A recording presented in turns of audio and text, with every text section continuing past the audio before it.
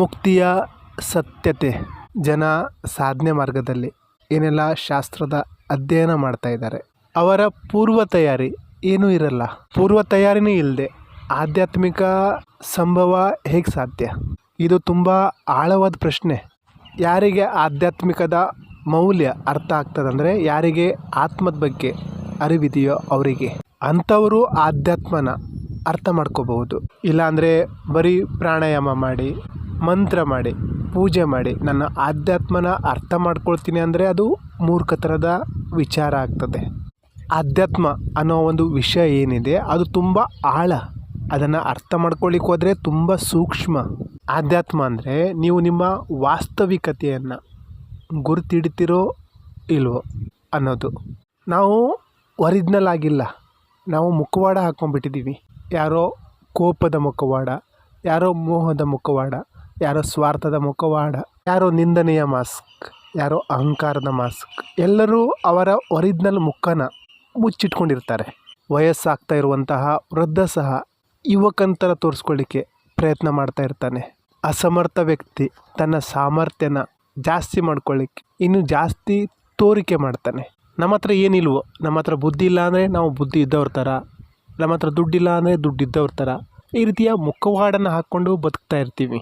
ನಾವೇನೋ ಆಗಿರಲ್ಲ, ಆದರೆ ನಾವೇನೋ ಆಗಿದ್ದೀವಿ ಅನ್ನೋ ಐಡೆಂಟಿಟಿಲಿ ಬದುಕ್ತಾ ಇರ್ತೀವಿ. ನಾನು ಎಷ್ಟೋ ಜನ ಮನೆ ಮುಂದೆ ನೇಮ್ ಪ್ಲೇಟ್ ನೋಡಿದ್ದೀನಿ, ರಿಟೈರ್ಡ್, ನಿವೃತ್ತ ಡ್ಯಾಶ್, ನಿವೃತ್ತ ಡ್ಯಾಶ್. ಅಂದರೆ ಆ ಒಂದು ಐಡೆಂಟಿಟಿಯಿಂದ ಹೊರಗಡೆನೇ ಬಂದಿರಲ್ಲ.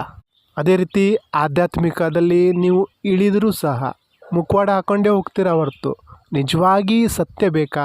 ನಿಜವಾಗಿಯೂ ನಿಮಗೆ ಸತ್ಯ ಬೇಕಾಗಿಲ್ಲ. ನಿಜವಾಗಿ ನಿಮಗೆ ಸತ್ಯ ಪ್ರಾಪ್ತಿ, ಆತ್ಮಜ್ಞಾನ ಬೇಕಾಗಿದೆಯಾ? ನಿಜವಾಗಿಯೂ ಸತ್ಯದ ಪ್ರಾಪ್ತಿ ಮಾಡ್ಕೊಳಿಕ್ಕೆ ಬಯಸ್ತೀರಾ ಅಂದರೆ ನೀವು ಈ ಮುಖವಾಡವನ್ನೆಲ್ಲ ಕಳಿಸ್ಬೇಕಾಗ್ತದೆ. ನೀವು ನಿಮ್ಮದೇ ಸತ್ಯನ ಹಿಡ್ಕೊಂಡು ಕೂತಿದ್ದೀರಾ, ನಿಮ್ಮದೇ ಆ ವಾಸ್ತವಿಕ ಸತ್ಯನ ಹಿಡ್ಕೊಂಡು ಕೂತಿದ್ದೀರಾ. ನಾವು ನಮ್ಮ ವಿಚಾರದ, ನಮ್ಮ ಬುದ್ಧಿಯ, ನಮ್ಮ ಮನಸ್ಸಿನ ಅವಲೋಕನ ಮಾಡ್ತೀವ, ನಮ್ಮ ಆತ್ಮದ ಅಭ್ಯಾಸ ಮಾಡ್ತೀವ. ಯಾವಾಗ ನಾವು ಸತ್ಯನ ಮುಖಾಮುಖಿ ಮಾಡ್ತೀವಂದರೆ ನಾವು ನಮ್ಮ ಮನಸ್ಸನ್ನು ಹಿಂಡಿ ಹಿಪ್ಪೆ ಮಾಡಿ ಅದನ್ನು ವಿಧ್ವಂಸ ಮಾಡಿ ಆವಾಗ ನಾವು ವಾಸ್ತವಿಕತೆಗೆ, ಸತ್ಯಕ್ಕೆ ಎದುರಾಗ್ತೀವಿ. ಆವಾಗ ಸತ್ಯ, ವಾಸ್ತವಿಕತೆ ನಮ್ಮಲ್ಲಿ ಪ್ರಕಟ ಆಗ್ತದೆ. ನಮ್ಮ ಮನಸ್ಸು ಎಷ್ಟು ಪ್ರಬಲ ಆಗಿದೆ ಅಂದರೆ ಅದು ವಾಸ್ತವಿಕತೆನ ನೋಡಲಿಕ್ಕೆ ಬಿಡ್ತಾನೆ ಇಲ್ಲ. ನಮ್ಮ ಮನಸ್ಸಿಗೆ ಇದೇ ಜೀವನ ಸತ್ಯ ಅಂತ ಅನ್ನಿಸ್ತಾ ಇರ್ತದೆ. ಅದು ಈ ಸಿಕ್ಕಿರುವ ಜೀವನ ಸತ್ಯ, ಈ ಶರೀರ ಸತ್ಯ, ಬುದ್ಧಿ ಸತ್ಯ, ಇಲ್ಲಿ ಸಿಕ್ಕಿರುವಂತಹ ಸಂಬಂಧಗಳು ಸತ್ಯ, ಇಲ್ಲಿ ಸಿಕ್ಕಿರುವ ವಸ್ತು ವಿಷಯ ಸತ್ಯ ಅಂದ್ಕೊಳ್ತದೆ. ಅದು ಮನುಷ್ಯತ್ವನ, ಜೀವಾತ್ಮನ, ಆಧ್ಯಾತ್ಮನ ಎಲ್ಲ ಒಟ್ಟಿಗೆ ಮಾಡಿಬಿಡ್ತದೆ. ಪರಿಣಾಮ ಏನಾಗುತ್ತೆ ಅಂದರೆ ಅಲ್ಲಿ ಆಧ್ಯಾತ್ಮಿಕನೂ ಪೂರ್ಣ ಆಗಲ್ಲ, ಮನುಷ್ಯತ್ವದ ಅಭ್ಯಾಸನೂ ಪೂರ್ಣ ಆಗಲ್ಲ, ಜೀವಾತ್ಮದ ಅಭ್ಯಾಸನೂ ಪೂರ್ಣ ಆಗಲ್ಲ. ಎಚ್ಚರ ಆಗೋದು ಹೇಗೆ? ಜಾಗೃತರಾಗೋದು ಹೇಗೆ? ಈ ಕ್ಷಣ, ಈಗಲೇ ಎಲ್ಲವನ್ನು ಬಿಡಲಿಕ್ಕೆ ನಮ್ಮ ಕೈಲಾಗುತ್ತಾ? ಎಲ್ಲ ಬಿಟ್ಟಾದ ಮೇಲೆ ಏನು ಶೇಷ ಅಭ್ಯಾಸ ಇರ್ತದೋ ಅದೇ ಸತ್ಯ.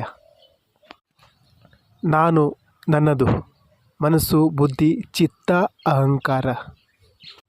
ಗುರು ಏನಾದರೂ ನಿಮ್ಮೊಳಗೆ ಪ್ರವೇಶ ಮಾಡ್ದ ಅಂದರೆ ನಿಮ್ಮ ಜೀವನ ನಿಮ್ಮೊಳಗೆ ಪೂರ್ತಿ ಮೇಲ್ಕೆಳಗೆ ಆಗಿಬಿಡ್ತದೆ.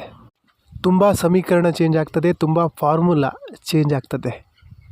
ಒಂದು ವೇಳೆ ನಿಮ್ಮ ಜೀವನದಲ್ಲಿ ಸದ್ಗುರುವಿನ ಎಂಟ್ರಿ ಆಯಿತು ಅಂದರೆ, ಪ್ರವೇಶ ಆಯಿತು ಅಂದರೆ, ನಾನು ನನ್ನ ಜೀವನದಲ್ಲಿ ಯಾವುದರಲ್ಲಿ ಬಂದಿ ಆಗಿದ್ದೀನಿ, ಏನು ಹಿಡ್ಕೊಂಡು ಕೂತಿದ್ದೀನಿ ಅನಿಸ್ಬಿಡ್ತದೆ. ಅದು ಬಂಧನ ಬಿಟ್ಟರೆ ಮತ್ತೇನೆಲ್ಲ ಅನಿಸ್ಬಿಡ್ತದೆ. ಗುರು ಸಹ ನಮ್ಮನ್ನು ಯಾವಾಗ ಮುಕ್ತನನ್ನಾಗಿ ಮಾಡ್ಬೋದು ಅಂದರೆ ನಾವು ಮುಕ್ತಿಯನ್ನು ಬಯಸಿದಾಗ. ನೀವು ಬಿಡಲಿಕ್ಕೆ ತಯಾರೇ ಇಲ್ಲ ಅಂದರೆ ಗುರು ಸಹ ಏನೂ ಮಾಡಲಿಕ್ಕಾಗಲ್ಲ. ನೀವೇನೇನು ಮೋಹನ ಹಿಡ್ಕೊಂಡು ಕೂತಿದ್ದೀರಾ, ಬಂಧನದಲ್ಲಿದ್ದೀರಾ, ಅದನ್ನು ನೀವು ಬಿಡಲಿಕ್ಕೆ ತಯಾರಿಲ್ಲ ಅಂದರೆ ಗುರು ಸಹ ಏನು ಮಾಡಬಲ್ಲರು?